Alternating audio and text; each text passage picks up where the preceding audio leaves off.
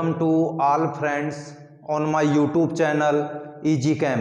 देखिए दोस्तों, जो हमारा लास्ट वीडियो था उसमें हमने पीरियोडिक टेबल के बारे में चर्चा की थी कि पीरियोडिक टेबल का फॉर्मेशन कैसे होता है, इसका इलेक्ट्रॉनिक विन्यास किस प्रकार से लिखा जाता है, परमाणु क्रमांक क्या होता है, कितने पीरियड हैं, कितने ग्रुप हैं, कितने ब्लॉक हैं, इन सभी पर चर्चा की थी। तो एक बार दोबारा से मैं रिपीट कर देता हूं।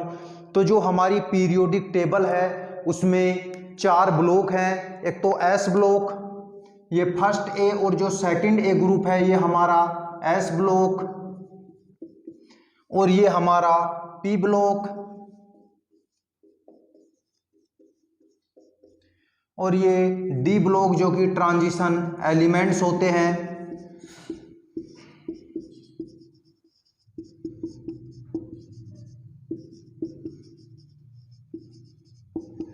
और एफ ब्लॉक जिसे हम पर्टिकुलर अलग से पढ़ेंगे। तो एस ब्लॉक, पी ब्लॉक और डी ब्लॉक। जो हमारी जो पीरियोडिक टेबल है उसमें 18 तो पीरियड हैं। देखिए 18 पीरियड, 1 2 3 4 5 6 7 8 9 10 11 12 13 14 15 16 17 और ये 18।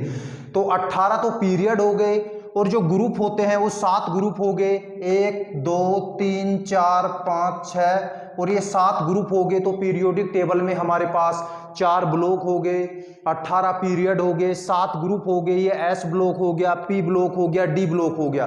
फिर हम बात करते हैं कि हम इसका इलेक्ट्रॉनिक जो एटॉमिक नंबर है, जो परमाणु क्रमांक है, वो किस प्रकार से लिखे। हमने पीरियोडिक टेबल का तो फॉर्मेशन कर लिया, लेकिन परमाणु क्रमांक किस प्रकार से लिखें। तो देखिए दोस्तों, हाइड्रोजन 1 है, फिर हम यहां पर 2 से बढ़ाते हैं, फिर 8 से, फिर 8 से, फिर 18 से, फिर 18 से, और फिर 36 से बढ़ाते हैं। तो देखिए 1 से 2 से बढ़ाया 3, 8 से बढ़ाया 11, फिर 8 से 19, फिर 18 से 37, फिर 18 से 55, और फिर 36 से तो 87। इसी प्रकार देखिए बेरिलियम परमाणु क्रमांक 4 है, फिर 8 से बढ़ाते हैं तो 12, फिर 8 से 20, फिर इसे 18 से बढ़ाते हैं तो 38, फिर 18 से 56, और फिर इसे 36 से तो 88 होता है। इसी प्रकार यहां पर देखिए परमाणु क्रमांक 5 है बोरोन का, 8 से बढ़ाते हैं तो 13, फिर 8 से बढ़ाते हैं तो ये देखिए फिर यहां पर बढ़ता जाएगा। इसी प्रकार सबसे पहले हम इसे 2 से बढ़ाते हैं,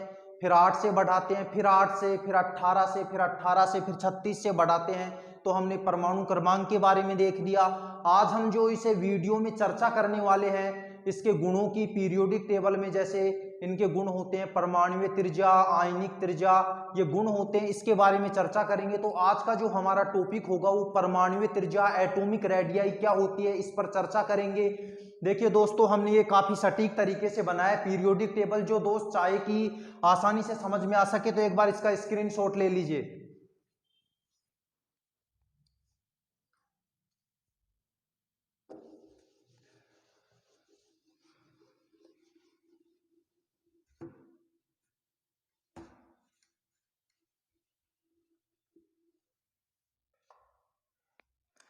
अब हम बात करते हैं कि एटॉमिक रेडियाई, परमाणुीय त्रिज्या क्या होती है।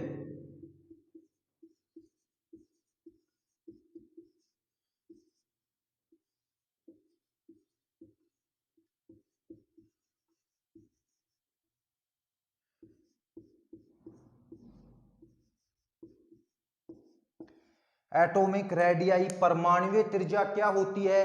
कोई भी जो परमाणु होता है, एटम होता है, उसके नाभिक से और जो बाह्यतम कोश के जो इलेक्ट्रॉन होते हैं उसके बीच की जो दूरी होती है वो परमाणुीय त्रिज्या होती है। जैसे हमारे पास कोई भी एटम है, कोई भी परमाणु है, इसके नाभिक जो कि सेंटर में होता है, नाभिक से इसका जो बाह्यतम है, इलेक्ट्रॉन है, इसके बीच की जो दूरी होती है वो हमारे पास रेडियस होती है।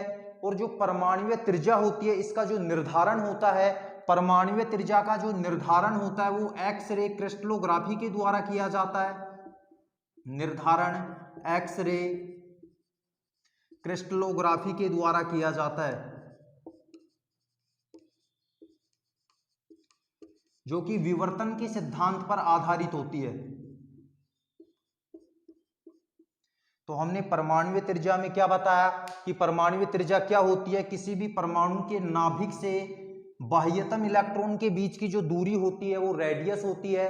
परमाणुीय त्रिज्या का निर्धारण किस प्रकार से किया जाता है, तो वो एक्सरे क्रिस्टलोग्राफी के द्वारा, जो कि विवर्तन के सिद्धांत पर आधारित होती है। अब हम चर्चा करेंगे कि परमाणुीय त्रिज्या कितने प्रकार की होती है, हम उसे स्टेप बाय स्टेप एक एक पढ़ते हैं। तो सबसे पहले हम बात करते हैं कोवेलेंट रेडियाई यानी कि सह संयोजक त्रिज्या क्या होती है।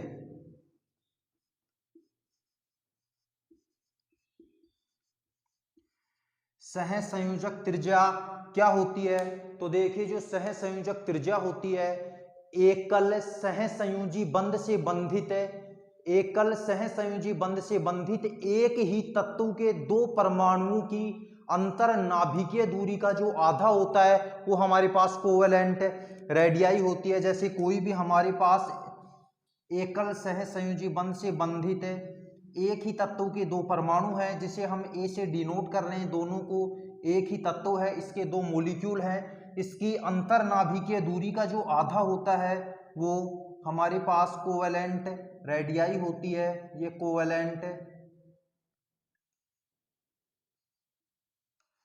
रेडियाई होगी, यानी कि हम लिख सकते हैं कि जो आर कोवेलेंट होता है, आर जो सह संयोजक होती है,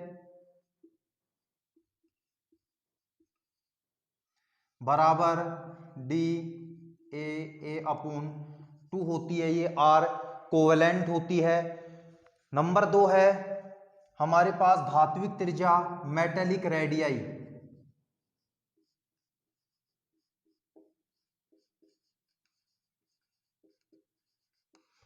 धात्विक त्रिज्या क्या होती है, किसी भी धात्विक क्रिस्टल के दो निकटवर्ती धातु परमाणुओं की अंतर नाभिकीय दूरी का जो आधा होता है, इंटर न्यूक्लियर डिस्टेंस का जो हाफ होता है, वो हमारे पास मेटेलिक रेडियाई होती है। जैसे हमारे पास कोई भी जो धात्विक क्रिस्टल हैं, ये धात्विक क्रिस्टल के दो निकटवर्ती धातु परमाणु हैं, तो ये धातु परमाणु, तो हम इसे एम से रिप्रेजेंट कर रहे हैं मेटल को, तो दोनों धातु परमाणुओं की अंतर नाभिकीय दूरी, इंटर न्यूक्लियर डिस्टेंस का जो हाफ होता है, वो हमारे पास मेटेलिक रेडियाई यानी कि धात्विक त्रिज्या होती है। ये धात्विक त्रिज्या होगी, यानी कि हम लिख सकते हैं कि आर मेटेलिक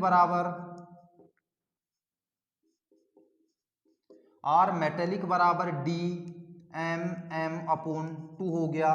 तो ये मेटेलिक होगी। देखिए सह संयोजक में हमने देखा था कि तत्व तो एक है, उसके दो परमाणु हैं, उनकी अंतर्नाभिकीय दूरी का आधा था, और यहाँ पर हमारे पास कोई भी अलग अलग मेटल हो सकता है, तो इनकी जो अंतर्नाभिकीय दूरी होती है इसका आधा होता है, वो सह संयोजक हमारे पास जो मेटेलिक धात्विक त्रिज्या होती है। नंबर 3 है वांडरवाल त्रिज्या। वांडरवाल त्रिज्या क्या होती है,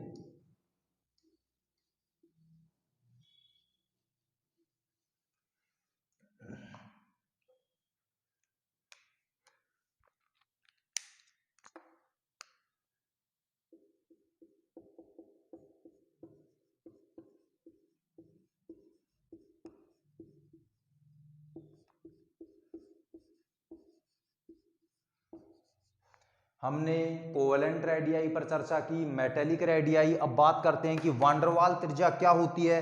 तो वांडरवाल त्रिज्या आणविक ठोसों के निकटतम अणुओं के दो निकटवर्ती जो परमाणु होते हैं, उनकी अंतर्नाभिकीय दूरी का जो आधा होता है वो वांडरवाल त्रिज्या होता है। यानी कि कोई भी आणविक ठोस होते हैं, आणविक ठोसों के दो निकटवर्ती जो अणु होते हैं, उनके निकटवर्ती परमाणु, ये निकटवर्ती परमाणु हो गए, इनकी अंतर्नाभिकीय दूरी का जो आधा होता है वो हमारे पास वांडरवाल त्रिज्या होती है। ये वांडरवाल त्रिज्या होगी। तो देखिए जो वांडरवाल त्रिज्या होती है, जो हमारे पास पीरियोडिक टेबल में जो अक्रिय गैसें होती है, नोबल गैस होती है, उनकी जो परमाणुीय त्रिज्या होती है, यानी कि जो हमारे पास नोबल गैस होती हैं, नोबल गैस की जो एटॉमिक रेडियाई का जो निर्धारण किया जाता है, एटॉमिक रेडियाई का जो निर्धारण किया जाता है वो वांडरवाल त्रिज्या के द्वारा किया जाता है। यानी कि जो हमारे पास नोबल गैस होती है उनमें केवल वांडरवाल त्रिज्या ही ज्ञात की जा सकती है, और जो वांडरवाल त्रिज्या होती है वो अन्य सभी त्रिज्याओं की अपेक्षा इसकी वैल्यू अधिक होती है। तो हम लिख सकते हैं कि जो आर वांडरवाल यानी कि आर वांडरवाल होती है वो सबसे अधिक होती है। फिर आर मेटेलिक होती है, आर धात्विक, फिर आर सह संयोजक होती है।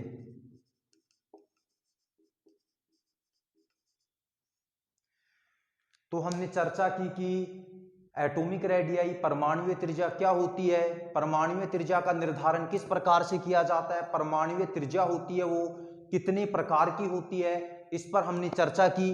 अब हम बात करेंगे कि जो हमारी पीरियोडिक टेबल है उसमें एटॉमिक रेडियाई का जो ऑर्डर है, क्रम है, वो क्या होगा। देखिए दोस्तों, कोई भी कॉम्पिटिटिव एग्जाम होता है या हमारा कोई भी एग्जाम होता है उसमें ज्यादातर जो क्वेश्चन पूछे जाते हैं वो हमारे पास ऑर्डर के ही पूछे जाते हैं। तो ध्यान से देखते रहिए कि ऑर्डर किस प्रकार से हम इसका ज्ञात करते हैं। तो एटॉमिक रेडियाई का जो ऑर्डर है वो पीरियोडिक टेबल में हम किस प्रकार से लिख सकते हैं।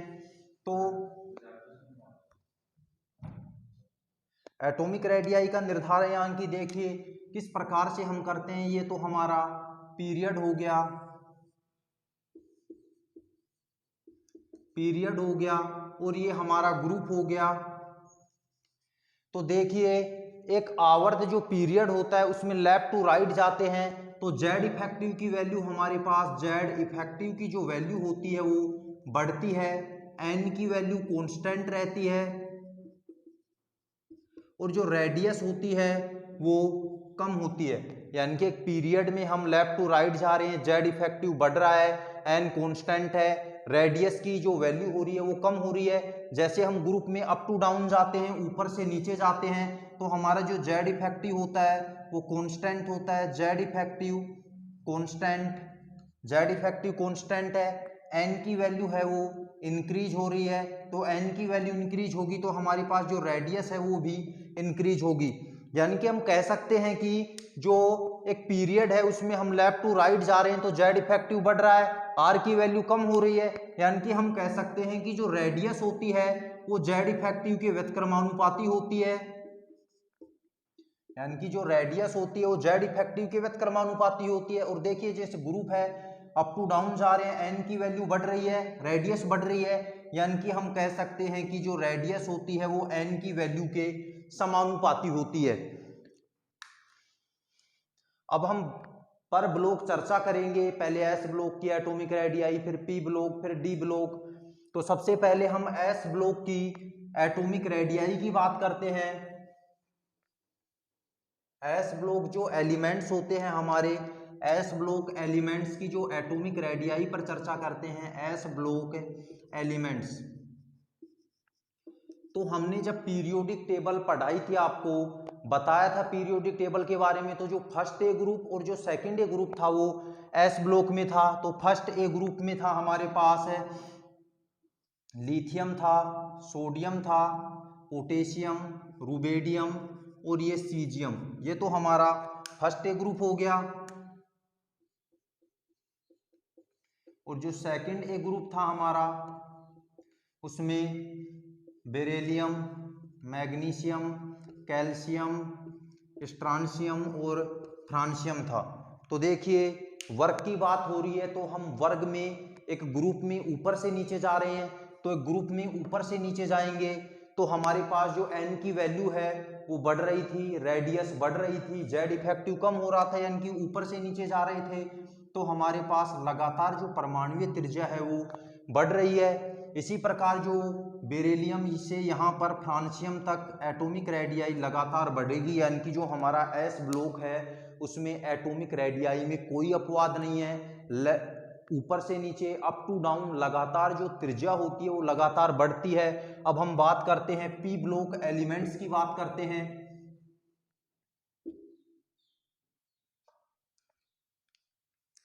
P block elements, P block elements की बात करते हैं तो पी ब्लॉक एलिमेंट्स में हम बात करते हैं बोरोन फैमिली।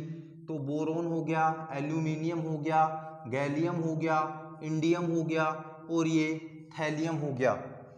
तो देखिए दोस्तों हमारे पास देखिए वर्ग में एक ग्रुप में अप टू डाउन जा रहे हैं तो हमारे पास जो एटॉमिक रेडियाई है वो बढ़नी चाहिए थी लगातार। मतलब कि हमारे अनुसार जो एटॉमिक रेडियाई का जो क्रम था वो ये आना चाहिए था, लेकिन यहाँ पर कुछ अपवाद सामने आता है। यहाँ पर कुछ डिफेक्ट होता है, यानी कि जो एल्यूमिनियम की जो परमाणुीय त्रिज्या होती है वो गैलियम से अधिक होती है। तो एल्यूमिनियम की जो परमाणुीय त्रिज्या होती है वो गैलियम से अधिक होती है। इसका कारण क्या है? इसका कारण है कि डी इलेक्ट्रॉन के दुर्बल परिरक्षण प्रभाव के कारण, यानी कि जो डी इलेक्ट्रॉन के दुर्बल परिरक्षण प्रभाव के कारण।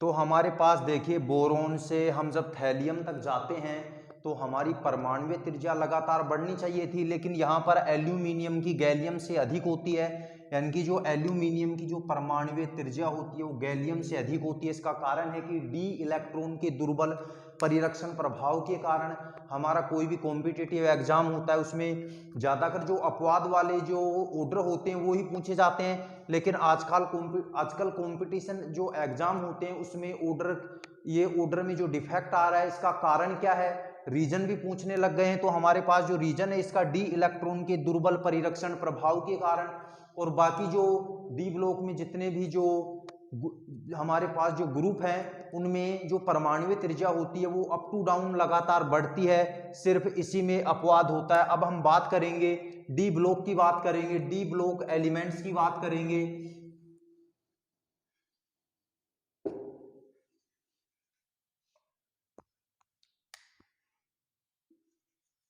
डी ब्लॉक एलिमेंट्स, तो देखिए डी ब्लॉक एलिमेंट्स में हमने आपको पीरियोडिक टेबल में बताया था कि डी ब्लॉक जो कि ट्रांजिशन एलिमेंट्स हैं उसमें 3 सीरीज है, एक तो 3D सीरीज है, 4D सीरीज है और एक 5D सीरीज है।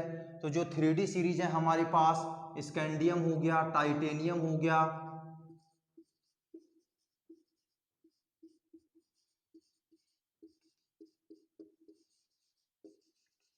3D सीरीज में हमारे पास scandium, titanium, vanadium, chromium, manganese, ferrous, cobalt, nickel, copper और जिंक हो गया।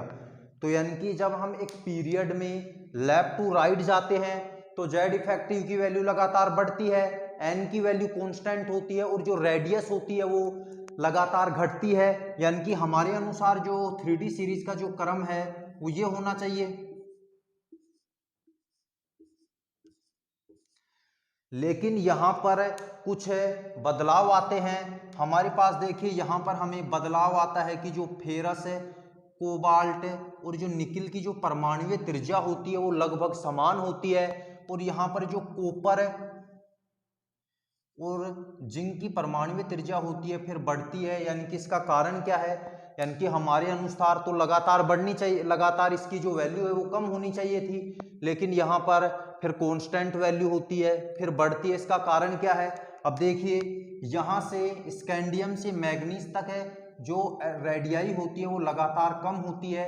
इसका कारण क्या है कि जो जेड इफेक्टिव की वैल्यू होती है, जेड इफेक्टिव की वैल्यू बढ़ती है यहाँ तक तो एटॉमिक रेडियाई कम होती है, और फेरस, कोबाल्ट और निकिल होती है यहाँ पर रेडियस होती है वो लगभग समान होती है। इसका कारण है कि जो जेड इफेक्टिव की वैल्यू है, जेड इफेक्टिव लगभग कांस्टेंट होता है, और यहाँ पर फिर कॉपर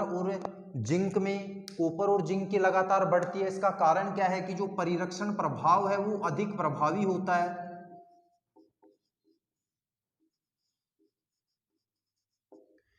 देखिए 3D सीरीज हमारे अनुसार स्कैंडियम से और जिंक तक परमाणुीय त्रिज्या लगातार बढ़नी चाहिए थी, लेकिन यहाँ पर फेरस, कोबाल्ट और निकिल में परमाणुीय त्रिज्या लगभग समान होती है, फिर कॉपर और जिंक में बढ़ती है, क्योंकि यहाँ पर जो जेड इफेक्टिव की वैल्यू बढ़ेगी तो रेडियस कम हो रही है, जेड इफेक्टिव कांस्टेंट है तो रेडियस भी कांस्टेंट है, और यहाँ पर परिरक्षण प्रभाव है वो अधिक प्रभावी है। अब हम बात करेंगे 4D सीरीज और 5D सीरीज। तो 4D सीरीज होती है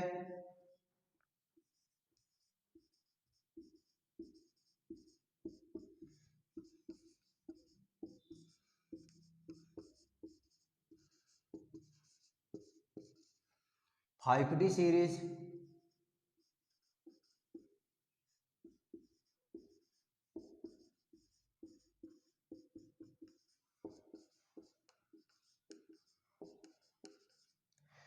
तो ये देखिए 4D और जो 5D सीरीज है इसमें लेफ्ट टू राइट कोई अपवाद नहीं है, लगातार घटती है परमाणु त्रिज्या, इनकी लगातार घटेगी, इसकी परमाणु त्रिज्या होती है वो लेफ्ट टू राइट लगातार घटती जाएगी।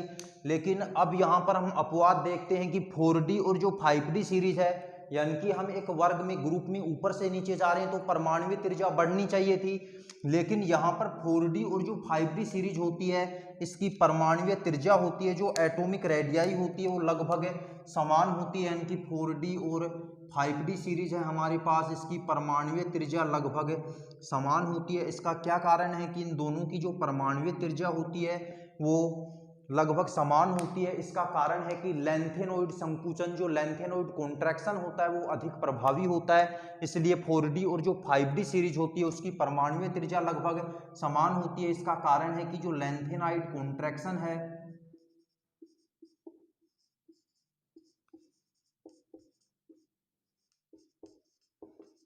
लेंथेनाइड संकुचन के कारण 4D और जो 5D सीरीज है उसकी परमाणु त्रिज्या होती है वो लगभग समान होती है। तो आज हमने चर्चा की कि एटॉमिक रेडियाई होती क्या है, इसका निर्धारण किस प्रकार से करें, एटॉमिक रेडियाई कितनी प्रकार की होती है, एटॉमिक रेडियाई जो पीरियोडिक टेबल में हमारे पास एलिमेंट्स हैं उनकी एटॉमिक रेडियाई का निर्धारण किस प्रकार से, ऑर्डर का निर्धारण किस प्रकार से करें, इस वीडियो में हमने पढ़ा। तो देखिए तो दोस्तों हमारा जो अगला वीडियो होगा उसमें हम इलेक्ट्रॉन बंधुता यानी कि इलेक्ट्रॉन एफिनिटी, इलेक्ट्रोनेगेटिविटी, आयनन पोटेंशियल, इन सभी के बारे में चर्चा करेंगे। अगर दोस्तों हमारा वीडियो पसंद आए तो लाइक करें, शेयर करें एंड कमेंट्स करें, और आप चाहते हैं कि नेक्स्ट वीडियो हमारे पास पहुंचे, आसानी से उपलब्ध हो सके तो हमारे चैनल को सब्सक्राइब करें एंड बेल आइकन को प्रेस करें। धन्यवाद।